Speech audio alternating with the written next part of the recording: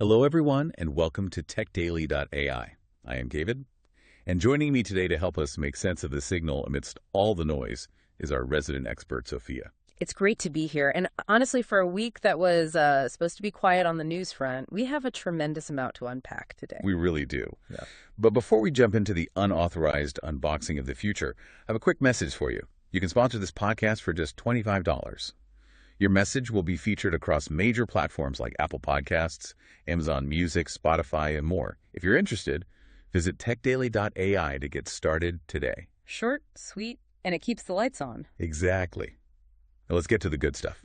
Usually when we talk about major flagship phone launches, we try to be respectful of the calendar. We wait for the CEO to walk on stage. We wait for the confetti cannons, the big dramatic lighting. Right, the whole choreographed routine. PR teams spend literal millions planning every second of those reveals to, perfectly control the narrative.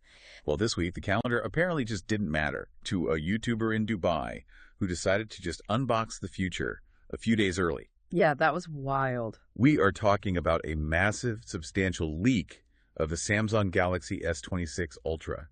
And when I say leak, I don't mean a blurry photo of a camera lens taken in a factory basement.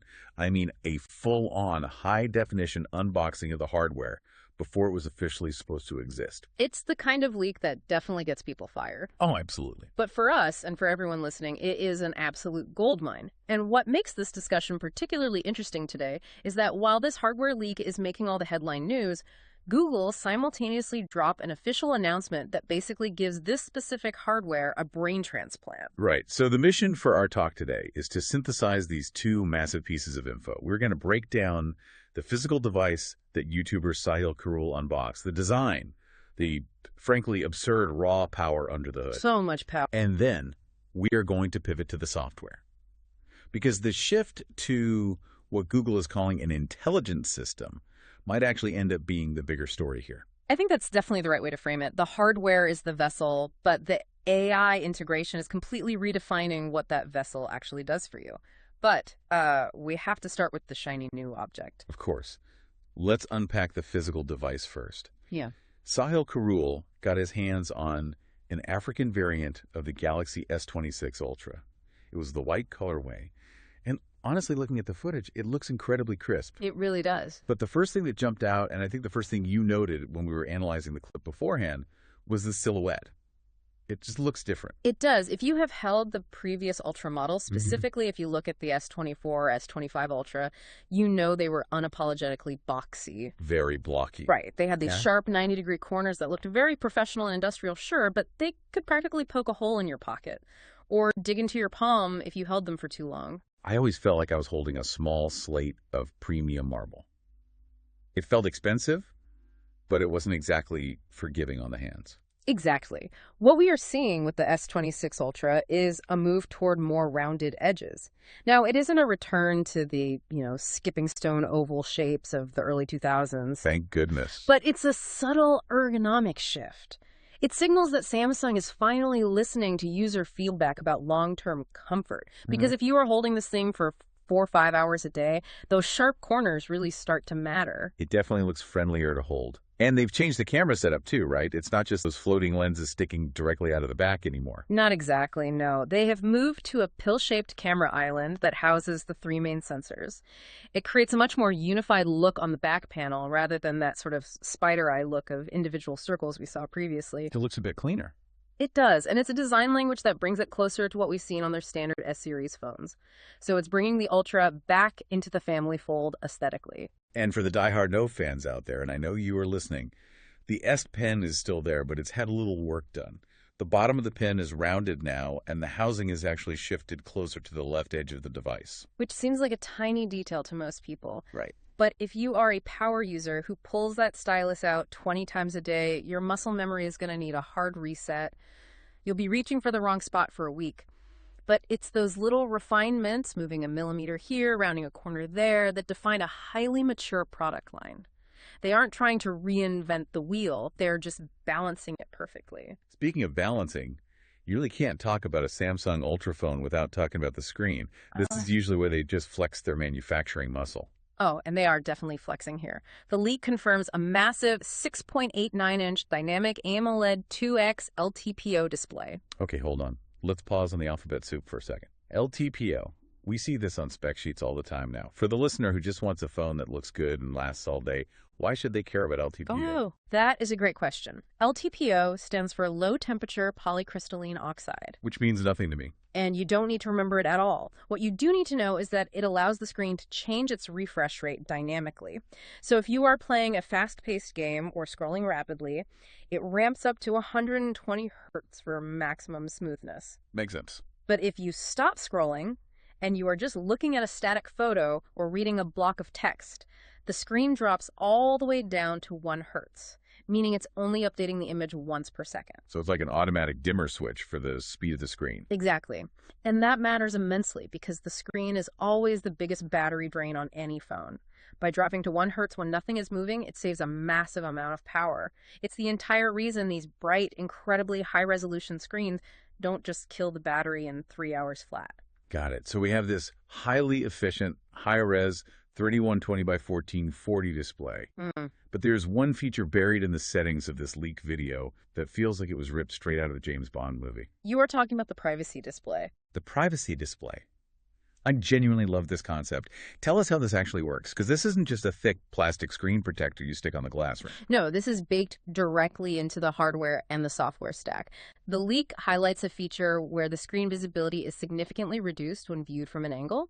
It's essentially an electronic privacy filter built into the pixels. That's crazy. It manipulates the directional light output to block bystanders, so people on the subway, or the person sitting way too close to you on a flight from reading your texts. That is incredibly useful. I mean, how many times have you been on a crowded commuter train and you just know the person standing over your shoulders reading your emails? It happens constantly. Yeah. And the leak actually showed a maximum privacy setting that darkens the screen even more aggressively at very shallow angles. And the best part is you can set it to auto-enable for specific apps. Oh, I didn't catch that. How does that work? So you could have your banking app or your private messaging app automatically trigger the privacy shield the moment you open them. But then when you switch back to your Instagram feed, the screen goes back to normal viewing angles so you can show a funny video to your friend. That is just smart customization. It's solving a real-world annoyance with hardware innovation rather than forcing us to buy clunky accessories. Yeah, exactly. Okay, so the phone looks good, it feels better in the hand, and it keeps your secrets safe from nosy neighbors. But let's talk about raw power. Because when the guy in the video ran the benchmark tests, I honestly thought it was a typo on the screen. It is definitely not a typo. It is the Qualcomm Snapdragon 8 Elite Gen 5 under the hood. The numbers are absolutely ludicrous. In the Antutu benchmark, this unit scored 3,720,220,219. 3.7 million. It's staggering. For context for our listeners, most dedicated laptops a few years ago wouldn't even come close to hitting that kind of processing capability relative to their architecture. It is an absolute powerhouse. The Geekbench scores back it up too. It was hitting around 3,600 on single core and nearly 11,000 on multi-core performance. Wow. But David, we really have to be careful with benchmark numbers. They are fun for bragging rights on forums, but what actually matters here isn't just staring at a big number. It is what that number allows you to do in everyday life. You mean beyond just opening the camera app really fast? Right. We are reaching a point where the smartphone hardware is almost never the bottleneck for anything you want to do. High-end video editing, complex 3D gaming, and most importantly, on-device AI processing. Which takes a ton of compute. It does. This chip is explicitly designed to handle tasks that we used to reserve for heavy desktop computers. It is absolute overkill if you are just checking email, certainly, but it is entirely necessary for the AI features we are going to dive into in a minute. And just to round out the hardware, to keep that beast running, they've packed in 12 gigabytes of RAM and a 5,000 milliamp hour battery with 60-watt wired charging. It feels like a very complete, no-compromise spec sheet. It is. And just to touch on the cameras briefly, because it wouldn't be a Samsung Ultra without talking optics. They are firmly sticking to the more is more philosophy. You have a 200 megapixel primary sensor. That's huge. It is. But the zoom capabilities are where it really shines. There's a 50 megapixel telephoto with a 5x optical zoom, plus a secondary 10 megapixel telephoto for closer portraits. And an ultra-wide, of course. Yes, a 50 megapixel ultra-wide. And for the video creators out there, it is pushing 8K video at 30 frames per second on the rear. That is literally cinema-level resolution sitting in your pocket. So purely from a hardware perspective, the S26 Ultra is a monster. It is a total beast. But, as we mentioned at the top of the show, a beast needs a brain. And this is where the story pivots from just being a cool hardware leak to a massive industry shift. Because Google released an official announcement about Android on the S26 series, and they aren't even calling it an operating system anymore. No, they are not. They're calling it an intelligent system. That is a very deliberate branding choice by Google, but I honestly don't think it's just marketing fluff. Think about the distinction. An operating system manages files, it opens apps, it handles memory, but crucially, it waits for you to tell it what to do. It's passive. Exactly. An intelligent system acts on your behalf. It's proactive. And the feature that really exemplifies this paradigm shift is something they are calling delegate. Delegate. Yeah. I love the sound of that. It sounds like I finally have a personal executive assistant. How does this actually work in practice? In the beta version rolling out on the S26, it is deeply integrated into Gemini, which is Google's AI model. You literally just long press the side button and you hand off a complex multi-step task. The examples Google showed off were things like saying, book a ride home, or reorder my last meal from that Thai place. Okay, I'll play devil's advocate here. Yeah. We have had voice assistants for a decade now. I could tell my phone from 5 years ago to open Uber. How is this delegate feature actually any different? The difference is the agentic nature of it, the background processing. When you told the old voice assistants to open Uber, they just launched the app and dumped you on the home screen. You still had to tap all the buttons. Right, I still had to do the work. Exactly. When you tell Gemini to book a ride home, it essentially navigates the app interface in the background for you. It opens the app invisibly, selects the destination based on your saved home address, chooses the ride tier you usually take, and prepares the final booking. And I don't have to sit there watching the ghost in the machine tap all the buttons on my screen. No, and that is the absolute key to this. It runs entirely in the background. You can switch to other apps, you can send a text message, check your email, or just doom scroll social media while Gemini is actively negotiating your ride or ordering your pad thai. That's amazing. You get a small live progress notification at the top of the screen so you can jump in and correct it if you need to, but otherwise, you have successfully delegated the chore. That really changes the fundamental relationship with the device. It's moving from, I use the phone to do a task, to the phone does the task for me. Precisely. You aren't tapping through endless menus anymore. You are issuing orders. It's a subtle behavioral shift, but it removes so much friction from the daily user experience. Imagine you are walking to your car, you're carrying heavy groceries, it's raining, and you are juggling a million things. That's stressful. Right, but being able to just say, reorder my last grocery cart, Yeah. and having it just happen while you put your keys in the door, that is actual tangible utility. That is what that 3.7 million benchmark score is finally being put to work doing. It sounds like we're finally putting the smart in smartphone. And it seems like visual search is getting a massive upgrade too. We've seen circle to search before, but the S26 is taking it a step further with multi-object recognition. Yes. This is fantastic for people who look at a photo and want to capture the whole vibe, not just identify one single item. If you see a picture on Pinterest of a beautifully designed living room with a huge gallery wall, you can now circle the entire wall. Instead of just one picture frame. Right. The system will identify the art, the frames, the layout style. It gives you inspiration and shopping links for the entire aesthetic, not just a single poster. So it actually understands the context of the collection. Exactly. And they've also added a virtual try-on feature directly into the search interface for fashion, so you can upload a photo of yourself and see how a shirt or jacket might look on your body without ever having to leave the search results. That is highly dangerous for my wallet. Extremely dangerous. But speaking of danger, or rather avoiding it, there was another feature in the Google announcement that I think is going to be an absolute game changer for a lot of people, especially with how rampant and aggressive spam calls are getting these days. You are talking about the scam detection. Yes. This is huge. And the most important detail here is that it's processed entirely on device. Let's expand on that. Why does on-device matter so much when we talk about spam filtering? Because of what the phone is actually doing. To detect a scam, the phone has to listen to the live audio of your phone call. It analyzes the conversation patterns in real time. If it detects the typical signatures of a scam, things like false urgency, demands for passwords, or specific financial threats, it gives you an audio warning and a haptic buzz on your ear. Okay, so it's actively listening to the person on the other end. Right. Now, if that live phone audio were being streamed to a Google Cloud server for analysis, it would be a massive privacy nightmare. Nobody wants that. Exactly.